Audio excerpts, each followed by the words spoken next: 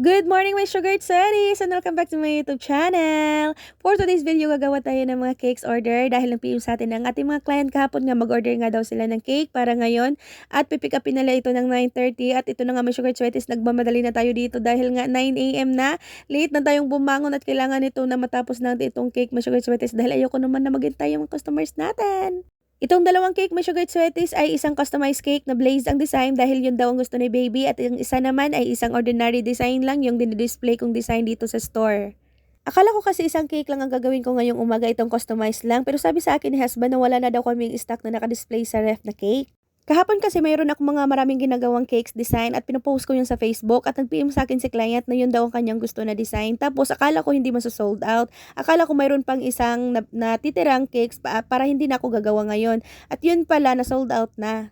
At timing naman, my sugar sweat, is always ready tayo, of course, dahil nga mayroon tayong mga nakastock na cakes dito na walang mga icing dahil pwede tayo sa mga rush order na yan. Ang mga ginagawa kong cakes, my sugar series, is vanilla chiffon cake lang, same sa mga in-stock ko. Hindi muna ako nagbe-bake ng mga choco moist dahil wala pa namang mga order ng mga choco moist cake. At ito na nga, my sugar sweeties, ang mga sizes na ginagamit nating vanilla chiffon cake dito is 9x3 at ang gamit naman nating para sa design na icing tip is grass tip yan.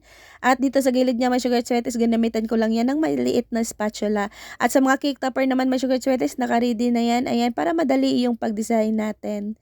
At para pa rin sa ating mga sugar sweaties na nagtatanong kung ano daw ang ginagawa ko dito para hindi mag-moist or mag-wet yung ating mga cake topper na dinidedicate directly sa ating icing.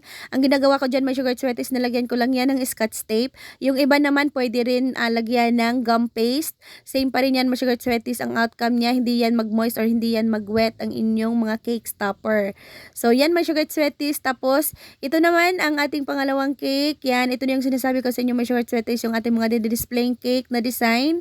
Yan, tas nagka-problema lang ako dito konti, my sugar sweaties, dahil ang ginagamit ko ditong ganache ay hindi na sumasang-ayon sa aking kagustuhan, my sugar sweaties, at gusto niya nang magpa-melt ulit at ako naman ay tinatamad na, gusto nang matulog ulit dahil nga mamayang hapon pa ay mayroon pa akong cakes na gagawin. At hindi naman ako nagre-reklamo, my sugar sweaties, happy nga ako dahil marami nga mga orders, kaso lang talaga is puyat lang kakaswipe ng cellphone. At walang ibang sisisihin kundi ako lang talaga at ang sarili ko lang talaga. Buti pa itong si Bold Icing sumasabay sa aking kagustuhan ngayon. Ang ganda niyang kanyang texture at ang kanyang consistency. Parang mapapawaw ka na lang talaga as always. Dahil sometimes talaga hindi talaga yan sumasabay sa akin. At ito namang si Ganache, pinahihirapan talaga ako ng 30 segundo dito dahil nga, ayan, para akong nagsusulat ng pagilid. Yan. Parang nagsusulat ng pagilid. Yan, at least para makuha ko lang talaga ang drip na design, mo sugar sweaties, dahil yun ang sinend sa akin ni client. At ito yun, yan. Yan. Tapos dito na, sugar sweaties, nakakaraos din. Tapos paroset-roset na tayo dito. At ayan, blue and yellow color yan, sugar sweaties. Yung mga icing tip na ginagamit ko dyan, sugar sweaties, na-share ko na sa inyo sa aking last video. So yun lang, sugar sweaties, ang ma-share ko ngayon for today's video. See you again sa aking next video upload. Bye, my sugar sweaties!